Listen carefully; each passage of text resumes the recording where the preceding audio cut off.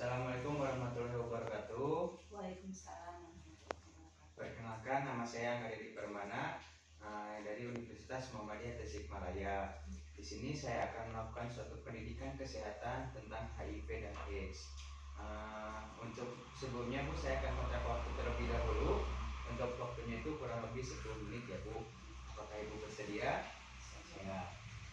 Jadi pertama itu saya akan menjelaskan tentang pengertian dari HIV itu tersendiri, kemudian menjelaskan penyebab dari HIV/AIDS, kemudian menjelaskan bagaimana penularan HIV/AIDS, kemudian menjelaskan juga gejala dari HIV/AIDS, ada juga menjelaskan bagaimana cara pencegahan dari HIV/AIDS. Nah, untuk yang pertama itu pengertian terlebih dahulu ya Bu. HIV ini merupakan jenis virus yang menyerang sistem kekebalan tubuh manusia dan dapat menimbulkan AIDS. Jadi HIV ini suatu penyakit yang menyerang sistem kekebalan tubuh manusia. Nah, kemudian ada AIDS. AIDS itu apa? AIDS itu singkatan dari Acquired Immunodeficiency Syndrome, yang artinya yaitu kumpulan gejala atau sindrom yang mengakibatkan menurunnya kekebalan tubuh seseorang yang disebabkan dari virus HIV tersebut. Jadi AIDS ini suatu penyakit HIV yang telah berkembang lama di dalam tubuh seseorang yang mengakibatkan nanti menjadi AIDS. Nah, kemudian untuk penyebab dari HIV/AIDS ini yaitu oleh infeksi virus HIV yang menyerang sistem kekebalan tubuh pada sel-sel pertahanan tubuh. Jadi virus HIV ini menyerang seseorang itu ke sel-sel pertahanan dirinya ya Bu. Jadi langsung ke sel darahnya.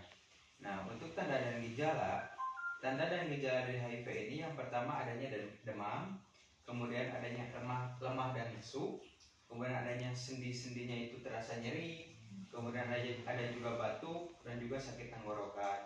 Nah, jika penyakit ini terus lama berkembang tidak diobati, maka gejala-gejalanya itu semakin buruk Bu. Jadi yang pertama itu adanya demam yang berkepanjangan, terus ada juga penurunan berat badan yang sangat sangat drastis Bu. Kemudian adanya kelemahan tubuh yang menurunkan aktivitas fisik. Jadi kehidupan sehari-hari seseorangnya itu menjadi malas ngapa-ngapain dikarenakan apa? Karena merasa lemah pada tubuhnya. Kemudian adanya kelenjar pembengkakan pada kelenjar, terutama di leher, lipatan pada paha dan juga lipatan pada ketiak Bu. Nah, kemudian ada juga diare atau mencret yang terus-menerus tanpa sebab Bu. Kan biasanya kalau mencret itu kita suka makan pedas. Ini tanpa sebab, tapi seseorang itu mengalami mencret terus-menerus. Nah, kemudian adanya batuk dan sesak napas lebih dari 1 bulan secara terus-menerus. Jadi gejala batuk ini hampir sama dengan gejala TBC ya Bu. Nah, kemudian ada juga kulit gatal dan bercak-bercak merah kebiruan. Jadi pada kulit pengidap HIV ini ada bercak-bercak merah kebiruan pada kulitnya Bu. Nah, kemudian apa sih penularan? Bagaimana cara penularan HIV ini? Yang pertama itu dikarenakan adanya hubungan seksual dengan penderita HIV tersebut. Nah, kemudian ada juga ibu yang memberikan ASI pada bayinya. Jadi tanpa kontrol, ibu itu tidak mengecekkan dirinya, kemudian memberikan ASI pada bayinya, itu bisa menularkan HIV pada bayinya. Kemudian ada juga darah dan produk darah yang tercemar dari HIV/AIDS, kayak donor darah tapi tidak dicek terlebih dahulu seperti itu. Tapi insya Allah kalau donor darah pasti dicek ya Bu. Nah, kemudian ada juga pemakaian alat kesehatan yang tidak steril. Jadi bekas dipakai ke orang lain, ternyata orang lain tersebut itu mengidap HIV, terus di rumah sakit atau di klinik atau dimanapun tidak dibersihkan dengan baik, maka itu bisa menularkan penyakit HIV tersebut. Kemudian pemakaian alat-alat untuk menolak kulit, misalkan pembuatan tato. Nah, pembuatan tato yang dipakai dari satu orang ke orang lain, nah itu tidak steril, kecuali ada yang pembuatan tatonya itu menggunakan jarum yang steril. Nah, kemudian juga adanya menggunakan jarum suntik secara bergantian. Nah, kebanyakan orang yang sekarang itu anak-anak muda yang di pinggir jalan suka menggunakan obat-obatan, menggunakan jarum yang sama. Nah, itu juga bisa menyebabkan HIV/AIDS. Nah, terus ada juga HIV/AIDS ini bisa tidak menular lewat apa aja. Yang pertama itu air mata, keringat, air ludah, dan air kencing. Jadi lewat keempat ini tidak dapat menyebabkan penularan HIV kepada orang lain. Kemudian juga peralatan makan yang bersama. Jadi makan bersama itu tidak akan menularkan HIV. Kemudian adanya juga pemakaian handuk, terus toilet yang dipakai bersama, menggunakan kolam renang yang sama, itu tidak apa-apa. Jadi kita jangan takut untuk renang, karena kan renang itu merupakan suatu olahraga yang sangat dianjurkan ya Bu. Jadi jangan merasa takut ada orang yang HIV berenang, itu nggak bakal menularkan. Kemudian berpelukan itu tidak akan menularkan HIV. Berjabat tangan, kemudian hidup serumah dengan penderita HIV itu tidak akan menularkan. Kemudian gigitan nyamuk juga tidak. Kenapa tidak menyebabkan? Padahal kan bisa nyamuk itu mengambil darah kita ya. Kemudian misalkan si nyamuk menggigit nyedot darah kita dari penderita HIV, terus menggigit lagi misalkan ke ibu, itu tidak akan menyebabkan HIV. Kenapa? Karena virus HIV ini menyerangnya pada sistem kekebalan tubuh manusia, bukan tubuh nyamuk gitu Bu.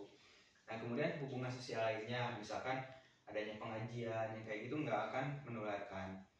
Nah untuk pencegahannya itu apa? Yang pertama itu pencegahannya itu biasa disingkat dengan ABCDE. A-nya itu apa? Abstinense, yaitu merupakan suatu upaya untuk tidak melakukan hubungan seksual, terutama bagi seseorang yang belum menikah. Itu merupakan salah satu pencegahan. Kemudian B, be faithful. Nah, merupakan suatu upaya untuk tidak berganti-ganti pasangan, atau dengan kata lain menunjukkan sikap saling setia pada pasangannya. Jadi kita itu harus, kalau misalnya sudah menikah sekali, udah menikah sekali, jangan menikah lagi ya Bu. Itu bisa menyebabkan HIV juga. Kemudian penggunaan C-nya itu kondom, itu merupakan alat pelindung untuk hubungan seksual. Nah kalau misalkan untuk yang belum menikah itu sangat tidak dianjurkan ya Bu, karena dalam agama juga itu kan merupakan suatu perbuatan yang sangat keji, perbuatan zina ya Bu. Nah kemudian don't share syringe, atau yang biasa disebut jangan memakai jarum suntik bersamaan. Kemudian yang E-nya itu safe equipment, atau menghindari pemakaian alat atau bahan tidak steril seperti tadi. Jadi kalau misalkan penggunaan alat-alat kesehatan itu harus langsung segera dicuci, disterilkan. Ya. Nah untuk pengobatannya itu ada beberapa pengobatan. Yang pertama yaitu pengobatannya itu berupa obat ARV. Yang pertama itu NNRTI, yaitu jenis ARV yang bekerja dengan menghilangkan protein yang dibutuhkan virus HIV untuk menggandakan diri. Nah jadi HIV ini belum ada obatnya yang untuk menyembuhkan secara total. Akan tetapi dengan salah satu obat ini, jadi si HIV ini tidak dapat berkembang biak secara cepat di dalam tubuh si pengidap. Kemudian ada juga NRTI, yaitu golongan ARV yang menghambat perkembangan HIV dalam sel tubuh. Jadi si virus HIV ini tidak terus-menerus berkembang dengan ditahannya menggunakan obat NRTI. Nah mungkin seperti itu Bu. Sebelumnya ada yang mau ditanyakan nggak Bu? Udah? Mungkin saya akan bertanya ke Ibu, bagaimana pencegahan dari HIV ini Bu? Jangan apa itu sebelum menikah. Jangan melakukan hubungan seksual sebelum menikah. Terus jangan berganti pasangan. Ya, terus alat kontrasepsi. Ya, menggunakan alat kontrasepsi. Alat jarum suntik. Ya, betul. Alat-alat kesehatan lainnya. Ya, itu. Nah, kemudian untuk penularan HIV lewat apa aja Bu? Lewat transfusi darah. Ya, bisa. Lewat hubungan seksual. Iya, dengan penderita HIV ya Bu. Ibu menyusui tidak diperiksa dulu. Ya, betul. Penggunaan jarum. Iya, penggunaan jarum. Nah, kemudian kalau untuk HIV ini tidak menular lewat apa aja Bu? Tidak menular lewat alat makan. Di kolam renang. Iya, betul. Di serumah. Iya. Kamar mandi. Iya. Banyak. Iya, banyak banget. Jadi kita itu jangan takut terhadap orang-orang yang mengidap penyakit HIV. Jangan dikucilkan. Iya, jangan dikucilkan. Jadi kita itu harus menghindari penyakitnya, bukan menghindari orang yang pengidap HIV-nya. Karena apa? Karena orang yang pengidap HIV itu udah kena penyakit yang tidak ada obatnya, ditambah lagi kita dikucilkan oleh kita, maka nanti si psikologis seorang tersebut itu bakal menjadi turun Bu. Nah, mungkin untuk pendidikan kesehatan dengan HIV ini udah seperti ini saja ya Bu. Kalau misalkan ada apa-apa bisa tanyakan ke saya. Assalamualaikum warahmatullahi wabarakatuh. Waalaikumsalam.